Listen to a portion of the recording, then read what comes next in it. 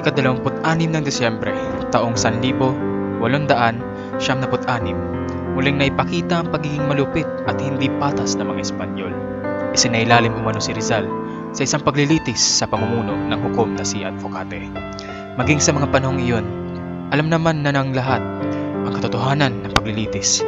Ayon sa mga nakalap na ebidensya, natulang may sala si Rizal sa mga kasong kagaya ng rebelyon at napatunayang nararapat siyang sentensyahan ng kamatayan.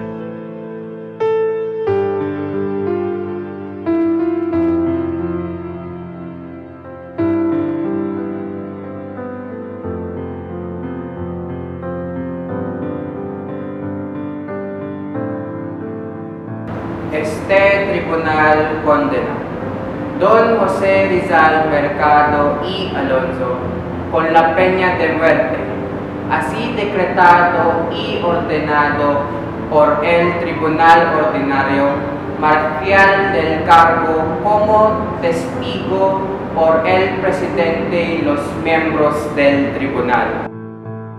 Makalipas ang 2 araw, pinaboran ni Gobernador General Camilo de Polavieja ang desisyong ipapatay si Rizal at kasama si Kapitan Rafael Dominguez ay pinirmahan ang dokumento nagsasaad ng nakatakdang pagpatay kay Rizal sa ika-30 ng Disyembre noong ding taon na iyon.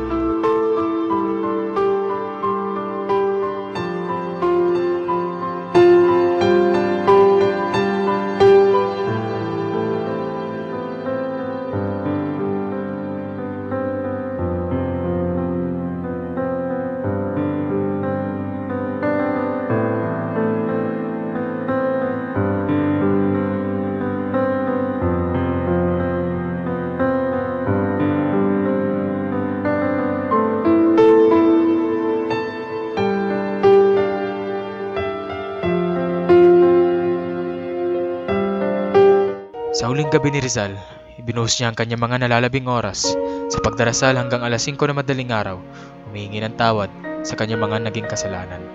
Ang huling pagkain na inihain sa kanya ay 3 pirasong nilagang itlog na kalaunan ay hindi niya rin nakain at ibinigay na lamang sa mga daga sa selda.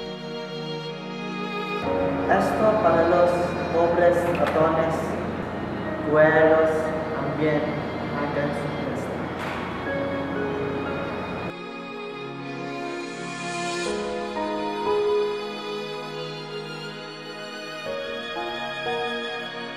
Sa mga oras na iyon, mararamdaman na ang lungkot at tinagpis ng kanyang ina na si Doña Teodora. Nagkaroon ng misa at tumanggap si Rizal ng komunyon at nagkumpisal sa kanyang mga naging kasalanan.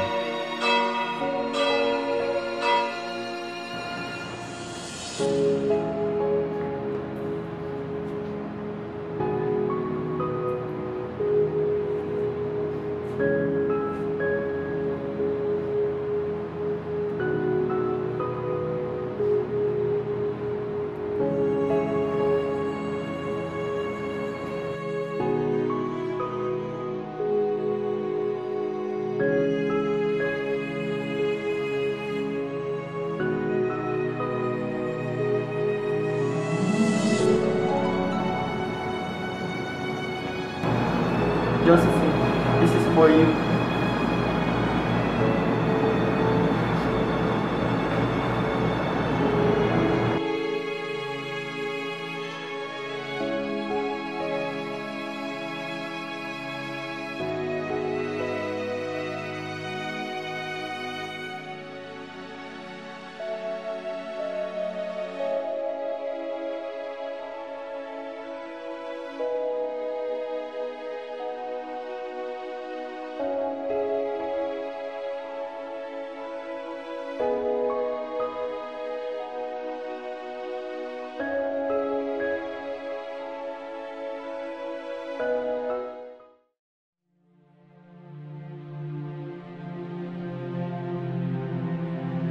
Alas 6 hanggang alas 7 na umaga na ika-30 ng Disyembre ng taong iyon, lumakad si Rizal papunta sa lugar kung saan siya ay babarilin. Ayon sa doktor na kasama niya, kahanga-hanga si Rizal. Dahil sa lahat ng taong harap sa kanyang kamatayan, si Rizal ay kakaiba sapagkat napakakalma ng kanyang pulso at walang bahid ng nervyos o takot. Ultimo favor, me dejo pertenecer director de sufrimiento. ¡Imposible! Entonces por lo menos mi cabeza de repuesto.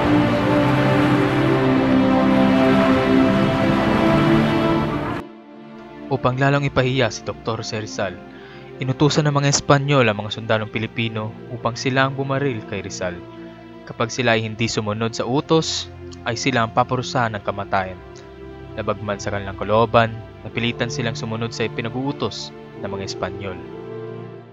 En nombre del Rey de España, que persona que levanta su voz a favor de los criminales, también se ejecuta.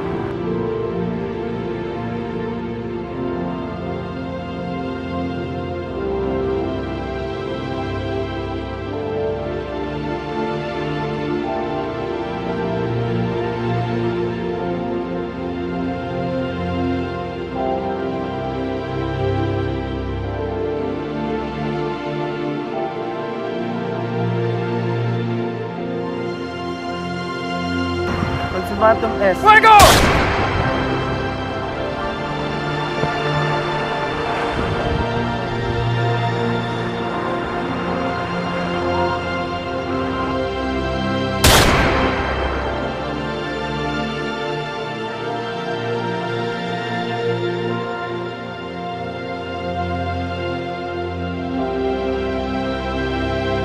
¡Alas! ¡Muerte a los traidores! ¡Viva España! ¡Viva España! ¡Viva España! ¡Viva España! ¡Viva España!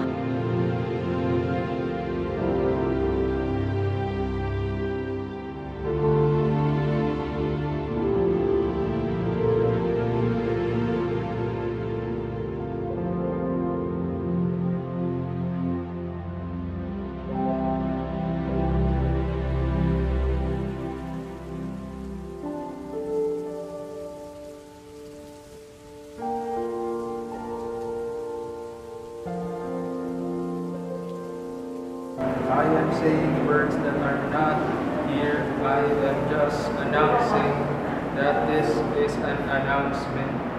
Yada yada, Espanyol, pritong karne, de king.